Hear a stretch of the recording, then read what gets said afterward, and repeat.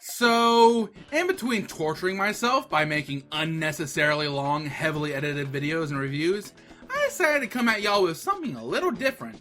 For a little over a year now, I've been getting promotional crap on my email for upcoming games, offering Steam codes and whatnot for free.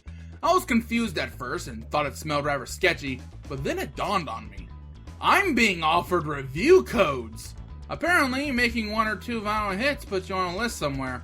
Now, this may sound awesome because, well, free games! Well, not really for me because, 1, once you accept a code, you're expected to review it, and you already know my shaky upload schedule. 2, I don't want any more random games, man. I already have an unholy-sized backlog I've been ignoring.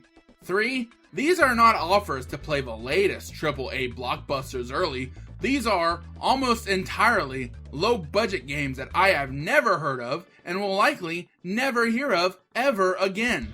And 4, I'm sure if I actually try to accept one of these offers, something like this may happen. What is it? Who are you? What is this double, triple-digit, low subscriber base fool doing here? Get him off the list! Get him out of here! Get him out! No, wait, please! I'll be good! No! Yeah, I ain't got time to play these things. But I recently came up with a creative idea. We're going to commit a cardinal sin and start judging books by their covers. I'm going to skim through all of them and react to only the promotional stuff and any trailers they send me. I think it'll be a fun journey, and who knows, maybe you'll see something you'll like. So let's get to it. These are games in my inbox, all of them, real quick like, part 1 out of Infinitium. Alright, first up is Reventure, the first offer I got. Hello, TreyGamer58. If you enjoyed Littlewood, then you'll love Reventure. I never heard of Littlewood, I don't think. Reventure is a non-linear 2D platform puzzler with 100 different endings. Okay. I'm gonna switch to this other thing that's a lot more polished. Like sometimes I just get a bunch of these, and some of them are just the little white box, and some of them have actual assets and stuff to it, but I'll also play the trailer. This game actually looks pretty cool. I mean, looks like the kind of game where you just easily die and you just keep playing over and over, getting best stuff. Sort of like a roguelike, except insane, I think. It kind of reminds me of Terraria, I guess, except it's more focused on the journey to the goal instead of being a sandbox, if that makes any sense. I don't know what I'm talking about. But I think it's just more like that. It's more about like going through this land and trying to beat it, and it takes a bunch of tries and you die. Oh, it actually looks pretty good. I think some of y'all will like it. The graphics look good. I like the pixel art. And it seems to have won a bunch of rewards and got a lot of positive reviews. Let's see here. Interesting facts. The game wasn't originally named Long's Adventure. Yes. Oh, why'd they change that Long? But it was changed to avoid possible legal issues, you think, and in response to players' feedback. Well, those players are freaking idiots, is what they are. Freaking Long's Adventure is freaking glorious. Alright, so yeah, that was Reventure, the game you can play a bunch of times, and there's like 100 endings. I wonder how that plays out. Alright, next one is Corp. Look at this one. This looks like the kind of game where I would have no idea much about the subject matter or even how to play it that well, but I would still possibly be trying to optimize my play style, and still get extremely immersed nonetheless. Aesthetically, graphically, and presentation-wise, it kind of reminds me of Game Dev Tycoon, which is one of my favorite indie games of all time. I hope they make a follow-up. And I'm guessing this looks like a more polished version of that, plus it's just for technology, and it's not made by the same developers. Trust me, I looked. This was made by Mardenpole, published by Tutainment. Well, the Game Dev Tycoon was by Greenheart Games. But yeah, this looks pretty cool. Look, I'm not totally interested, but it looks like if I ever did play it, I would like sink like 20 hours in like one day to it. But yeah, if this looks appealing for you, this looks really good. I'm gonna leave it at that. Say it looks like you just make a bunch of custom PCs and probably laptops or whatever, probably from the 90s, trying to shove as many microprocessors into GPUs as economically possible. So yeah, it looks really good. I like it. Alright, next up is Petoons Party, now on Switch and probably other things. Look at those little weird looking things. Let's see. Party game for up to 4 players containing 28 mini games. It's got like boards and cups and 3 game modes, 4 boards. Yeah, this seems like it's just trying to be straight up Mario Party, except on other systems too. And if you got easily sick by Super Mario Party, which wasn't really that expansive in my opinion, and kind of deviated too much from the core, kind of felt lackluster, I think this would be a good alongside game or replacement or whatever. I think, yeah, it looks like the kind of games that's only good with friends. So if you got friends, you got party people you like playing with, I think this might be good. I mean, check it out yourself beforehand, of course. Alright, next up is Heads Up's Vambrace Cold Soul.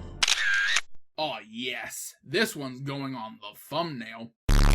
Alright, so I checked out this game some, and it honestly looks really cool. It kind of reminds me of Darkest Dungeon, sort of, and a bunch of other things, but it looks like a really in-depth RPG dungeon crawler, question mark? Probably not dungeon crawler, but just like standard or traditional adventure RPG on a 2D side-scrolling point-and-click kind of deal. And also has a crap ton of customization options from classes, characters, and outfits. I know some of y'all gonna like that. But yeah, Vambrace Cold Soul looks really good. Next, we got Trenton Survival, a futuristic 3D survival action shooter. This probably doesn't have an original asset, and its gameplay looks like a cobbled together. It looks subpar. I'm not going to beat around the bush. This doesn't look that good at all. But, you know, maybe it's fun. Who knows? Probably the mechanics feel good. It's just lacking originality. It looks like a fun horde mode, tower defense kind of deal.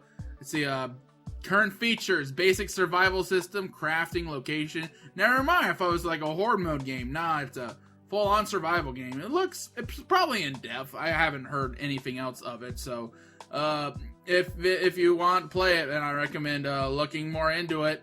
Plus, I can't really recommend recommend games off this series because I don't really know what the cost is.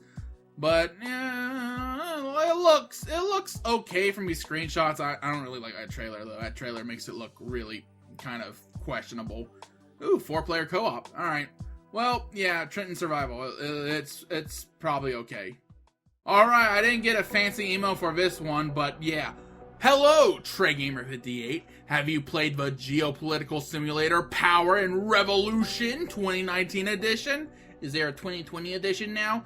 Okay, so this game, I don't know much about it, but it seems to be kind of long running, I guess. It seems to be like a modern world 4X kind of game. You take control of a faction or country or whatever, and you deal with all the modern world's problems.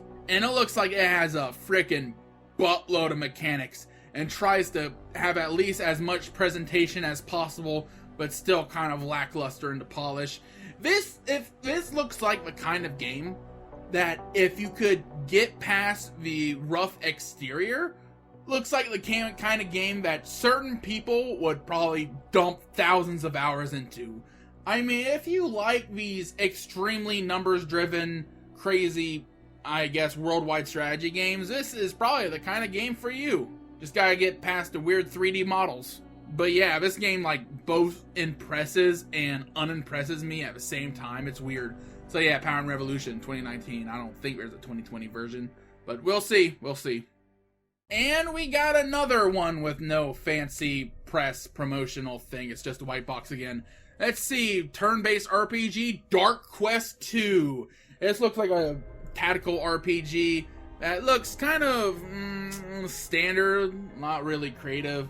Looks like it's a combination of standard fantasy stuff with sort of Darkest Dungeon. It's a dungeon crawler, basically. It looks like it plays just fine. And it seems to have many mechanics to it from like what you would probably expect while dungeon exploring, like Dungeons and Dragons or something. So yeah, this looks like a fine game that's fine and works and probably fun, but kind of on the lamer side. I guess if you want to play it, that'll be good. It doesn't really appeal to me, to be honest with you, even though I'd probably spend a lot of time playing it. But yeah, it looks all right.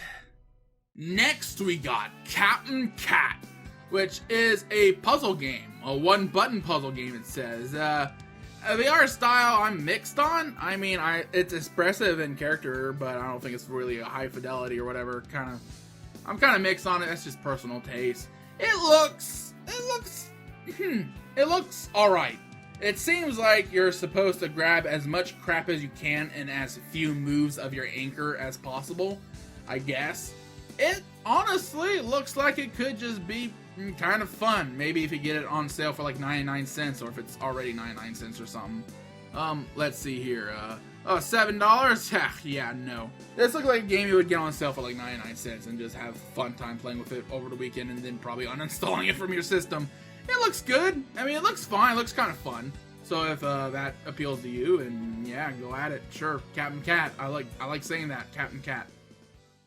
Alright, next we got Workers and Resources, Soviet Republic, which is a communist city builder.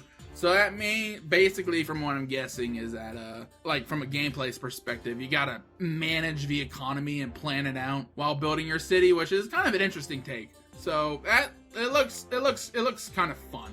I kind of like city builders just to like build a city and oogle at it. I'm not really into the strategy part of city builders. I just like making places that look cool. But yeah, this looks fine. I mean, this game has been bugging me with its content updates, so I see it every once in a while scrolling through my mail. But yeah, it looks pretty good. It looks fun. It looks like it works. So if that interests you, then yeah. Let's see here. Made in Kolsai, Slovakia. Of course it is.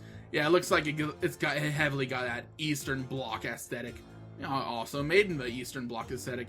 I notice a good few of my these offers are from Spain.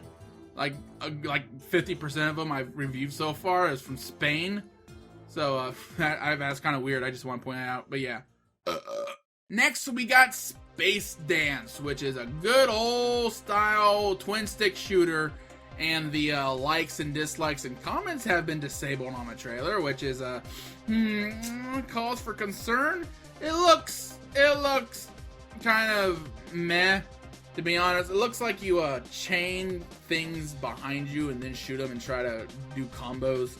I guess that's what they're going for. It looks alright. I wouldn't pay for it. It looks like something I just play for free on a Flash website or something. Yep, it exists. And for our last one of the day is In Celebration of Violence! A fantasy action roguelike exploration of murder and exploration. This is Dark Souls. I can smell the Dark Souls. It's Souls-like from like a bird's eye view, and it looks hyper violent. It looks like a stupid fun time. So if that interests you, check it out. So yeah, smiley face. Cheers. Alright, that's as much as my throat would like to do in a day. That was fun. That was fun. And I have to do that again. I'm now working on my Spyro 2 video and maybe something else, and I might make a video on games being announced in June in lieu of another E3 video that's not happening anymore due to the major lack of E3 for this year for obvious reasons. Well, I hope you enjoyed this little venture and maybe found something worth playing over the weekend. So subscribe if you want to see me show off more of these, and seeing you next time. So until next time, I'll see you next time. So see ya.